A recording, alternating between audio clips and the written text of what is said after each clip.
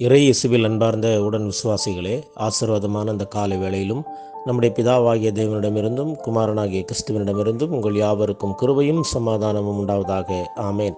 இந்த நாளிலும் நமக்கு தரப்பட்டிருக்கிற கர்த்தருடைய வசனமானது ஆமோஸ் 7வது அதிகாரம் இறை வார்த்தைகள் 12 தொடங்கி 15 முடிய, குறிப்பாக 14வது வசனத்தை வாசிக்கிறேன். ஆமோஸ் அமத்சியாவுக்கு பிரதியுத்தரமாக, நான் தீர்க்கதரிசியும் அல்ல, தீர்க்கதரிசியின் புத்திரனும் அல்ல, நான் மந்தை மேய்க்கிறவனும் காட்டத்தி பழங்களை பொறுக்கிறவனுமாய் இருந்தேன் என்றார் என்பதுவே. அன்பார்ந்த தேவனுடைய பிள்ளைகளே, ஆமோஸ் தென்னாடான யூதாவிலிருந்து வடநாடான சமாரியாவுக்கு சென்று ஆண்டவருடைய வார்த்தையை எடுத்துரைக்கின்றார். அது பிடிக்காத அமத்சியா என்ற ஆசாரியன் அவரிடம், காட்சி காண்பவனே, நீ இங்கிருந்து யூதாவ நாட்டுக்கு ஓடிவிடு, அங்கே போய் தீர்க்க தரிசனம் உரைத்து உன் பிழைப்பை தேடிக்கொள் என்கிறார்.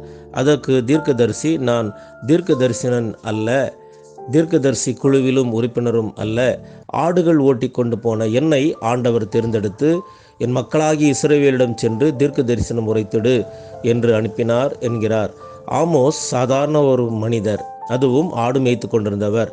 அப்படிப்பட்டவரை ஆண்டவர் தடுத்தாட்கொண்டு தன்னுடைய ஊழியத்தை செய்ய சொல்கின்றார். அப்படியானால் கடவுள் யாரை வேண்டுமானாலும் தன்னுடைய பணியை செய்ய அழைக்கலாம் என்பது உண்மையாகிறது.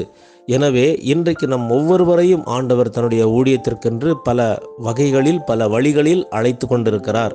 எனவே அழைப்புக்கு செவி கொடுத்து பாத்திரவான்களாக நடந்து ஆண்டவருடைய நற்செய்தியை நம்முடைய வாழ்வின் வழியாக, குடும்ப வாழ்வின் வழியாக, திருச்சபையின் வாழ்வின் வழியாக மற்ற மக்களுக்கு நற்செய்தியை எடுத்து கூறுவோம். அதன் வழியாக இறை ஆசீர்வாதத்தை நாம் மட்டுமல்ல மற்றவர்களும் பெற்றுக்கொண்டு ஆண்டவருடைய பிள்ளைகளாய் சாட்சியோடு வாழ்வதற்கு எல்லாம் வல்ல தூய ஆவியானவர் தாமே இந்த நாளிலும் நம் அனைவரையும் ஆசீர்வதித்து வழிநடத்தி காப்பாராக. ஆமேன். எல்லா புத்திக்கும் மேலான தெய்வீக சமாதானம் உங்கள் இருதயங்களையும் சிந்தனைகளையும் கிறிஸ்து இயேசுவுக்குள் காத்துக்கொள்வதாக.